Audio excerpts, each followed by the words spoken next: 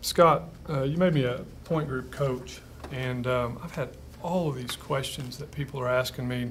You know, one of them is what do you recommend? How long should the study be?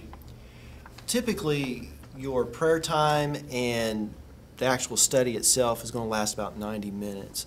And, you know, the group can actually meet beyond that, but you want to get all of that done in the first 90 minutes. And then that way, people, if they have to be somewhere, get the kids home by a certain time, they can go ahead and leave, and everybody else can kind of socialize and do their whole thing. But try and get that done in the first 90 minutes. Now, Scott, another question that I've been hearing a lot is, my group's getting bigger.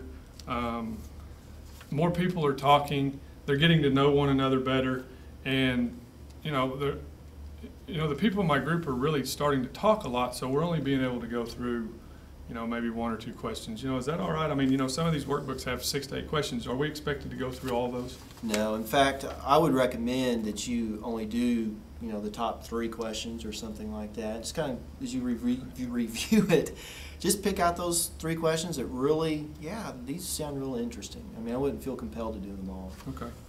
And, there may be a couple other reasons why people can't fit their entire group within that 90-minute section. One is just simply the fact that you're not starting on time. I think that's very important. If your group is going to start at 6:30, then you need to go ahead and start at 6:30 whether there's 4 people there or 14. Because what that does is that it tells everybody that we're going to honor that time. Because most of the time whenever your ending time is supposed to be 8 o'clock and you're moving beyond that, it's typically because you got started late. And so if you are consistent, always starting at 6:30, it's essentially going to train your people to get there by 6:30. And if you need more time, then you need to revisit your group guidelines that you went over and talk about, do we need to extend the amount of time that we're spending together? Or do we need to start earlier? That type of thing. And so you'll want to be able to review those.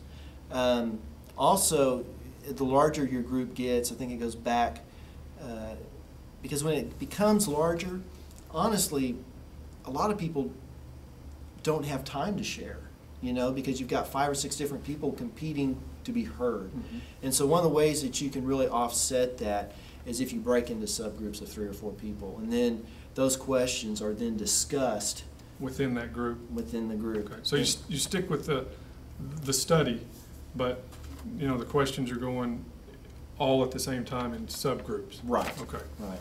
And I think that's a great way to do that. Now, if you do have someone that dominates the speaking, mm-hmm.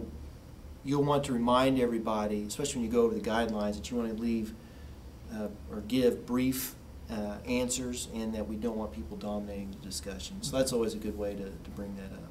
Okay. Okay. Anything else?